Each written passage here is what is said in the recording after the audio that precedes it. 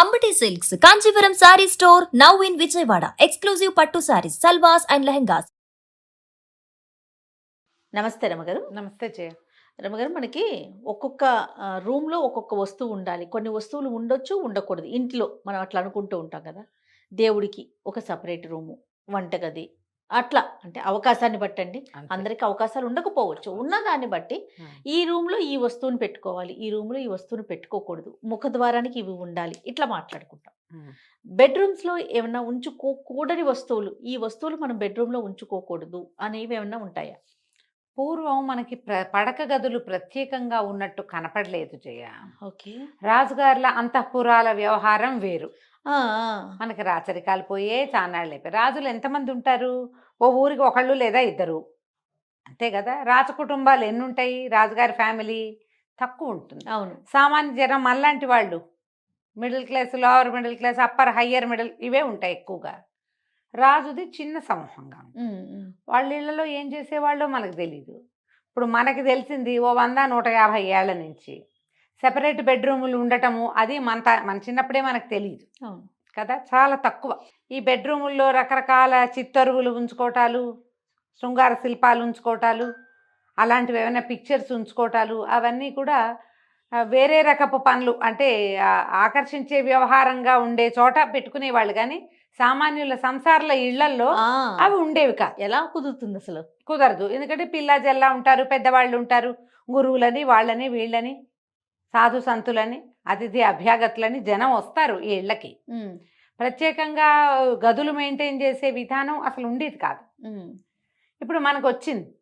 ఎంత చిన్న ఇదైనా ఒక సింగిల్ బెడ్రూము, డబల్ బెడ్రూము, అవును. Triple bedroom. ఒక ఓన్లీ సింగిల్ బెడ్రూమ్, మీరు అన్నట్టుగా ఒకటే బెడ్రూమ్ అంతే.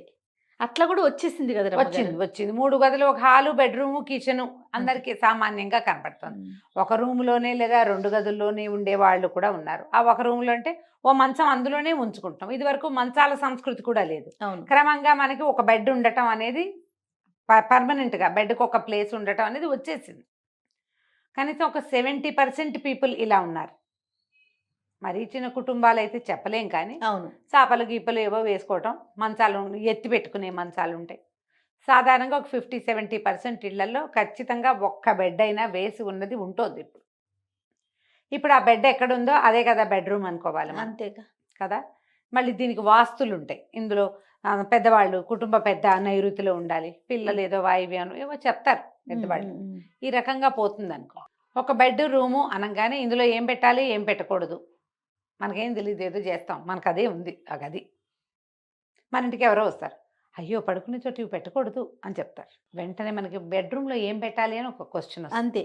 ఏం పెట్టకూడదు. సాధారణంగా ఒక 3-4 వాక్యాలే చేయ, 3-4 విషయాలు ఏవి, ఎవరి అవకాశాన్ని బట్టి వాళ్ళు చేసుకుంటాం. మనకి ఇంతే గది ఉంది, మనము ఇక్కడే అద్దం పెట్టుకోగలుగుతాము, ఇక్కడే బీరువా పెడతాము, ఇక్కడే దైవారాధన ఏదో ఉంది, దేవుడు ఉన్నాడు మనకి, లేదా ఒక పటం ఉంది, ఇక్కడే మనం వాల్ క్లాక్ పట్టుకోగలుగుతాము.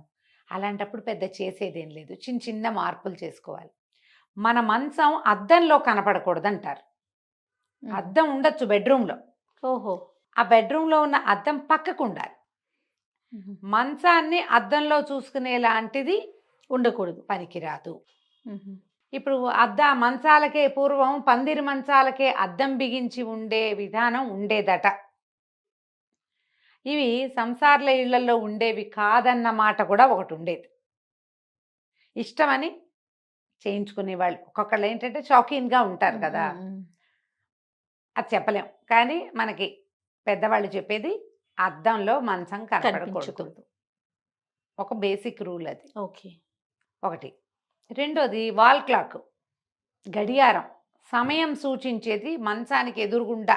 మంచం మీద పడుకున్నవాడు కళ్ళు తెరిస్తే గడియారం కనపడేలాగా వద్దు. వాడు గడియారం కోసం ఇంకో పక్కకి చూడాలి, ఎదురుగా కనపడకూడదని చెప్తారు. ఉమ్. అసలు వాల్ క్లాక్ బెడ్రూమ్లోనే పెట్టుకోవద్దంటారు చాలామంది.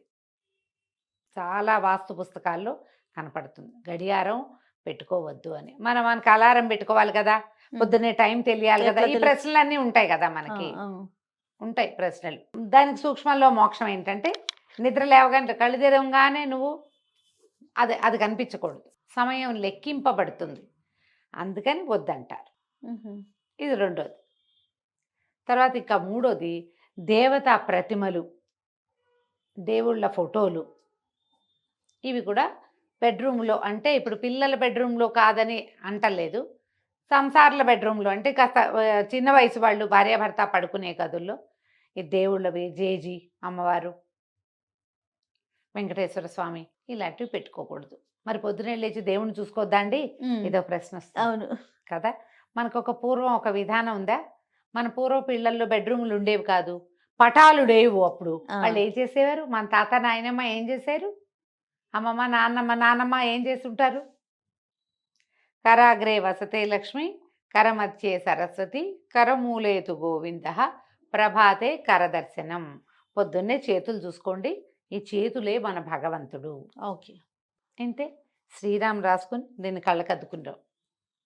ఇవి నేర్పించేవాళ్ళు కదా అప్పుడు. పటాలు లేనప్పుడు ఇప్పుడు వచ్చాయి కదా ఫోటోలు. అవును అవును. మన అమ్మమ్మ నాడు ఇన్ని పటాలేవి, ఇన్ని ఫోటోలేవి ఏం లేవు. హాల్లో పెట్టుకోండి దేవుణ్ణి.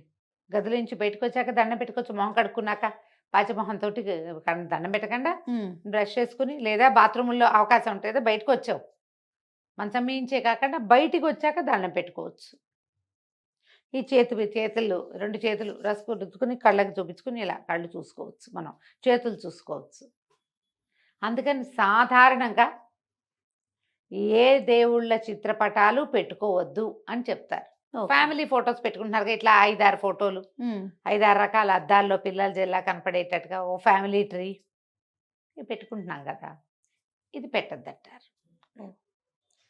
ఎవరెవరి విధానాన్ని బట్టి, అంటే వాళ్ళకి అవకాశం కూడా ఒకటి ఉండాలి కదా. అంతే కదండి, అవకాశం ఉండాలిగా. అందుకని వీటిని ఈ కొంచెం చిన్న చిన్నవి పాటిస్తే కొన్ని రకాల సమస్యల నుంచి మనం బయటపడతామని చెప్తారు. తర్వాత పీకాక్ బొమ్మలు ఉండకూడదని. పీకాకు బొమ్మలు కాదు, పటాలు పోని పీకాకు ఇవి పెట్టుకోవచ్చు. ఏమంటారు? నెమలీకలు పెట్టచ్చు. నెమలీకలు పెట్టుకోవచ్చు, నెమలీక ఉంచుకోవచ్చు. నెమలీకను చూడడం వల్ల నిద్రలేచాక, పడుకునేటప్పుడు కానీ నిద్రలేచాక నెమలీకను చూడడం వల్ల కొన్ని రకాల గ్రహదోషాలు తొలుగుతాయి, భార్యాభర్తల మధ్య సఖ్యత పెరుగుతుందని. మరి లేటెస్ట్దేమో అది, కానీ కనపడుతున్నాయి ఈ వాక్యాలు. ఈకలు, నెమలి ఈకలు కాదు రమ్మగారు, నెమలి పిక్చరా?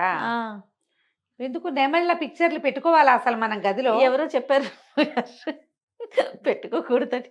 ఎవరు పెట్టుకుంటారు జయ అసలు? అంటే ఏదో ఇప్పుడు వాల్ పేపర్స్ అన్ని ఇట్లా వస్తున్నాయి కదండి లేటెస్ట్ గా, వాటికి వాల్ డెకర్స్ కి వాటికి నెమలని పెట్టుకోకూడదు అనేది విన్నా నేను.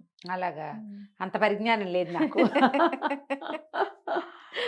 రాలేదు నా దగ్గర నెమలి పింఛం పెట్టుకోమంటారు. మనం కూడా ఒక వీడియోలో చెప్పాం, నెమలి పింఛాలు చూడడం వల్ల కొన్ని రకాల గ్రహదోషాలు తొలుగుతాయి అంటారు. అవకాశం ఉంటే పెట్టుకోండమ్మా, లేకపోతే లేదు. పడుకునేటప్పుడు విష్ణునామ స్మరణ చేసుకోండి, అంతే. కృష్ణ అనుకోండి, ఆంజనేయ స్వామి తలుచుకోండి, లేదా రామ అనుకోండి, మంచిది. లేవగానే ఒకసారి రామ అనుకోండి. మీరు ఏమైనా చూసటాలు చూడకపోవటాలు ఏమీ లేవు, నోరే అంతే. మన బ్రెయిన్ యాక్టివ్గా అయిపోతుంది, ఆ పనులు చెయ్యొచ్చు. ఈ జంతువుల బొమ్మలు అవి పెట్టుకోరు బెడ్రూమ్స్లో. కుక్కలు, పులులు, సింహాలు, పిల్లులు, 2 కుందేళ్ల బొమ్మలు అవి పెట్టుకోరు జనరల్గా. ఓకే. వైల్డ్ యానిమల్స్ అవి పెట్టుకోకూడదు. ఇప్పుడు భార్యాభర్త సఖ్యతగా ఉండవలసింది కదా జయ, బెడ్రూమ్ అంటే అంతేగా. అంతే. ఈ సఖ్యత మీదే వీళ్ళ కుటుంబం మొత్తం ఆధారపడి ఉందా లేదా? జీవితం అంతా ఆధారపడి ఉందా?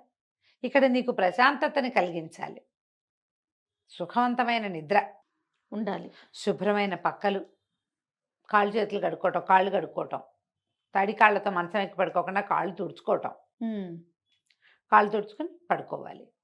ఏదో కృష్ణారామ అనుకోవటం, దేవుని తలుచుకుని పడుకుంటాం, ప్రేయర్ చేసి పడుకుంటారు కదా.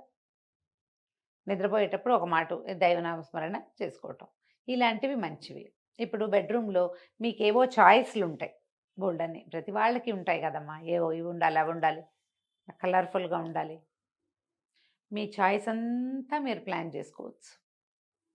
ఎందుకంటే మన జీవితం మనం హాయిగా ఉండే ప్లేస్ కదా అది. దీంట్లో ఏమైనా ముందు వెనకలు ఉన్నాయి, ఏదైనా జరుగుతోంది ఇబ్బందిగా ఉన్నప్పుడు అక్కడ ఈ కరెక్షన్స్ తీసుకోండి హాయిగా. అంతే. ఈ కాస్త కొంచెం గాలి వెలుతురు రావాలి గదుల్లో, ఎప్పుడు ఇది చూసుకోవాలి కదా, దుమ్ము లేకుండా ఉంచుకోవాలి, శుభ్రంగా ఉంచు. శుభ్రంగా ఉంచుకోవాలి. ఎందుకంటే మనం అక్కడ పడుకుంటాం. ఉమ్, రాత్రిళ్ళు మనకి సఫికేషన్ అవి రాకూడదు కదా, ఎక్కువ బాగా విప్పేసిన బట్టలు ఉంచుకోవద్దు, విప్పిన బట్టలు ఉంచొద్దు బెడ్రూముల్లో. వాషింగ్ వేసేయండి, వాటికి ఒక ప్రత్యేకంగా బిన్ పెట్టి బయట ఎక్కడైనా పెట్టుకోండి. ఇలాంటి కొన్ని విధానాలు కనుక మనం పాటించగలిగితే బాగుంటుంది. బెడ్ సైడ్ బుక్స్ ఉండొచ్చు, మంచిదే. ఉహు. పుస్తకాలు ఉండొచ్చు.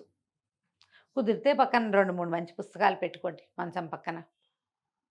ఇప్పుడు మంచం వెనకాల వచ్చిన ర్యాక్ లాగా వచ్చి పుస్తకాలు అందులో సర్దే మోడల్స్ కనపడుతున్నాయి. అవును, పెట్టుకోవచ్చు. ఆ ర్యాక్ అంతా శుభ్రంగా దుమ్ము లేకుండా ఉంచుకొని, డస్ట్ మైట్స్ లేకుండా ఉంచుకుంటే బాగుంటుంది. అవును. ఏదో ఒక విధానం అమ్మా, ఏదైనా మనం ప్రశాంతంగా ఉండడానికి ఏదో ఒక రకం పద్ధతిని పాటించుకోవాలి. అంతే. కొన్ని వద్దు అని చెప్పినవి మానేస్తే సరిపోతుంది. మనకు అవసరం కొంచెం అందుబాటులో, మరీ లేవగానే చూసేలా కాకుండా పక్కన పెట్టుకోండి, అంతే. సరిపోతుంది. నమస్తే రమ్య గారు. నమస్తే జయ.